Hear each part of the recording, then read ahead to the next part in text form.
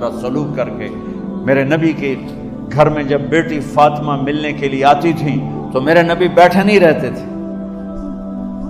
یا اب چیئر پہ بیٹھے ہوئے بی بی فاطمہ آ گئی, اب زمین پہ بیٹھے ہوئے بیٹی آ گئی, اب چارپائی پہ لیٹے ہوئے ہیں بیٹی آ گئی. میرے نبی کیا کرتے تھے؟ کھڑے ہو جاتے تھے, کھڑے ہو جاتے, ایک دم کھڑے ہو جاتے تھے, اور پھر کھڑے نہیں رہتے تھے, تیزی سے آگے بڑھتے تھے اور حضرت فاطمہ کا ہاتھ پکڑ لیتے. یہ والدین غور سے سنو, حضرت فاطمہ کا ہاتھ پکڑ لیتے تھے اور ہاتھ پکڑ کے مجھے دیکھو یوں بوسہ لیتے تھے, بیٹی کا بوسہ لیتے تھے, پھر ہاتھ چھوڑتے نہیں تھے, ہاتھ پکڑے پکڑے لاتے لاتے لاتے ان کو چارپائی پر پہلے بٹھاتے تھے پھر خود بیٹھتے تھے. یہ باپ اور رسول ہو کر بیٹی کو یہ عزت دیتے تھے.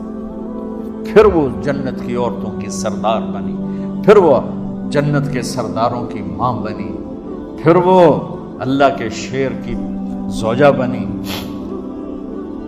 تو والدین سے کہتا ہوں کہ اپنے بچوں کو عزت دو, عزت دو, عزت دو, عزت دو. پھر آپ سے زندگی کے بڑے فیصلے ہیں شادی.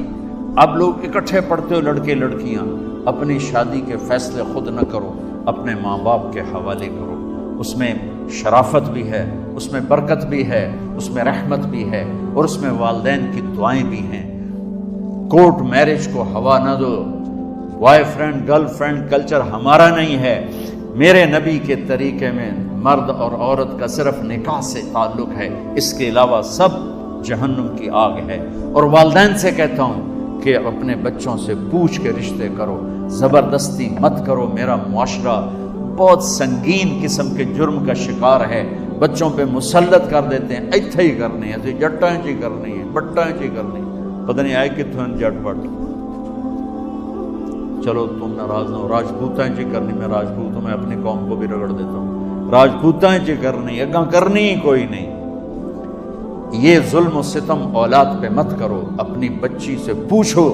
اگر بیٹی ہاں کرے تو پھر قدم اٹھاؤ, اگر بیٹی کہہ دے میں نہیں کرنا چاہتی تو وہ نافرمان نہیں ہے. اللہ کے واسطے میری سنو, صرف تم نہیں سن رہے ہو, اس کیمرے سے لاکھوں کروڑوں لوگ سن رہے ہیں. اگر بیٹا یوں کہہ دے کہ ابا میں نے یہاں شادی نہیں کرنی, میرا جی نہیں چاہتا ہے, تو وہ بیٹا نافرمان نہیں ہے, فرما بردار ہے, اس نے شریعت کا حق استعمال کیا ہے. اب ایسا ظلم مت کرو کہ نہیں اتھے ہی کرنی ہے, اتھے گھروں نکل جا. زندگی تم نے تو نہیں گزارنی, زندگی تو بچے نے گزارنی. میں قربان جاؤں, ایک حدیث سنو پہلے پھر اگلی بات سناتا ہوں. ما تزوجت وما زوجت الا بوحی من السماء نزل به جبریل. لوگو سنو, میں نے جہاں شادی کی, میں نے جہاں بیٹی کی شادی کی, پہلے آسمان سے جبریل فرشتہ اللہ کا حکم لے کر آیا, پھر میں نے قدم اٹھایا. سمجھ گئے میری یہ بات سمجھ گئے سارے؟ اب اگلی سنو. حضرت علی فاطمہ کا رشتہ لینے آ گئے اور جبریل ان سے پہلے آ گئے کہ یا رسول اللہ فاطمہ علی کے لیے ہے. باپ محمد مصطفیٰ جیسا ہے, رشتہ مانگنے والا علی جیسا ہے, اور بیٹی فاطمہ جیسی ہے. اور آپ پوچھتے ہیں علی کیسے آئے؟ وہ شرم کی وجہ سے کچھ کہہ نہ سکے, چپ. آپ کو تو پتا تھا, آپ نے فرمایا فاطمہ کے رشتے کے لیے آئے ہو, کہ جی.